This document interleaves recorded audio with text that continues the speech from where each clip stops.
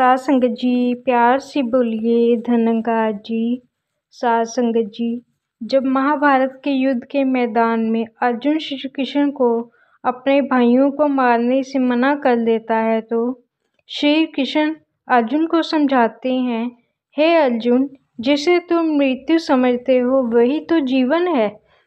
जैसे मनुष्य अपने पुराने कपड़ों को उतारकर नए कपड़े धारण करता है, वैसे ही जीव मृत्यु के बाद अपने पुराने शरीर को त्याग कर नया शरीर प्राप्त करता है।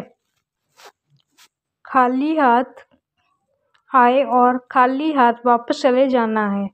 जो आज तुम्हारा है कल वो किसी और का था और परसों किसी और का होगा।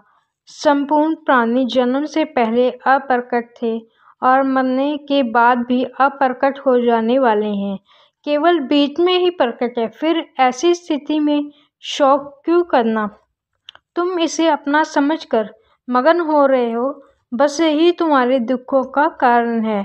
अर्जुन, तुम्हारा क्या गया जो तुम रोते हो? तुम क्या लाए थे जो तुमने खो दिया? तुमने क्या पैदा किया था जो नाश हो गया? अर्जुन, ना तुम कुछ लेकर आए हो, लिया यहीं से है। जो दिया यहीं पर दिया, जो लिया भगवान से लिया, जो दिया इसी को दिया।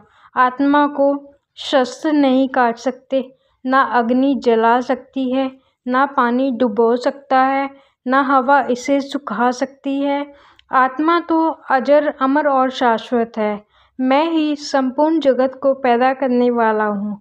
हे अर्जुन, जो मनुष्य अपने सभी कार्यों को मुझे समर्पित होकर करते हैं, मेरी भक्ति में स्थित रहता है, वही मनुष्य निश्चित रूप से मुझे प्राप्त कर लेते हैं।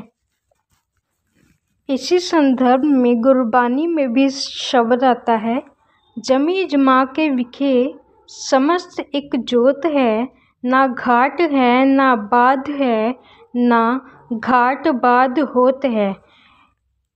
समझा रहे हैं, यह जमीन से आकाश तक पसरा हुआ है।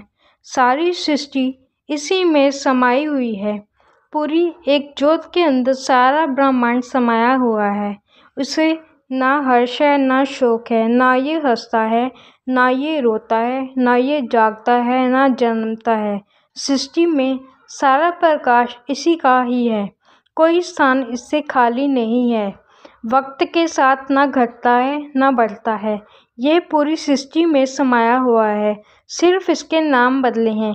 कभी श्री कृष्ण, कभी राम, कभी रहीम और भी बहुत सारे। इसके स्वरूप को कोई नहीं बदल सकता। आदि काल में भी यह ऐसा ही है, आगे भी ये ऐसा ही रहेगा। ब्रह्म का अर्थ होता है ईश्वर परमात्मा और ज्ञान का अर्थ होता है बोध, जानकारी। ईश्वर का बोध सिर्फ और सिर्फ सतगुरु की शरण में जाकर ही हो सकता है। पर जब तक मनुष्य को निरंकार को जानने की इच्छा नहीं होती, जब तक उसे इस निरंकार प्रभु को जानने की भूख नहीं लगेगी, तब तक मनुष्य ये नहीं जान सकता कि मनुष्य को जन्म देने वाला, खाना देने वाला, सब कुछ देने वाला, सब कुछ करने वाला, यहाँ तक कि एक निवाला भी इस ईश्वर की इच्छा से ही हम अपने मुंह में डाल सकते हैं। सतगुरु बाबा हरदेव सिंह जी महाराज संपूर्ण हरदेव वाणी में फरमाते हैं, जिसकी भक्ति जिसकी पूजा उसका ज्ञान जरूरी है। कहे हरदेव की पहले ईश्वर की पहचान जरूरी है। सतगुरु बाबा हरदेव सिंह जी समझा रहे हैं कि हम जिसकी भक्ति जिसकी पूजा कर रहे हैं, हमें इस ईश्वर की जानकारी भी होनी चाहिए। हमें इसकी पहचान भी होनी चाहिए कि ये क्या है, क्या करता है। सतगुरु के द्वारा दिया हुआ ब्रह्म ज्ञान हमें वहमों से, माया से निकाल हमें सच निरंकार प्रभु से, परमात्मा से जोड़ता है। सतगुरु बाबा हरदेव सिंह जी महाराज संपूर्ण हरदेव वाणी में फरमाते हैं कि एक कदम भी ईश्वर के बिन कहाँ कोई चल पाता है। कहे हरदेव सकल दुनिया को ईश्वर आप चलाता है। इस शब्द में सतगुरु बाबा हरदेव सिंह जी महाराज समझा रहे हैं कि ईश्वर निरंकार प्रभु की इच्छा के बिना कोई भी कहीं नहीं जा सकता और ना ही कहीं जा पाएगा, एक भी कदम नहीं बढ़ा पाता। पर ये बात तभी समझ में आएगी जब हमारे जीवन में हमें ईश्वर को जानने के लिए ईश्वर कौन है, कहाँ है, क्या है, सद्गुरु की शरण में आना पड़ेगा। ज्ञान पर अमल करने के लिए हमें सद्गुरु की शरण लेनी पड़ेगी। ज्ञान दूसरों को समझाने के लिए नहीं, स्वयं अमल करने के लिए होता है। सद्गुरु हमें ज्ञान देकर जीवन का मोल बताते हैं। सद्गुरु ने हमें ब्रह्म ज्ञान की दौलत देकर धनी कर दिया है।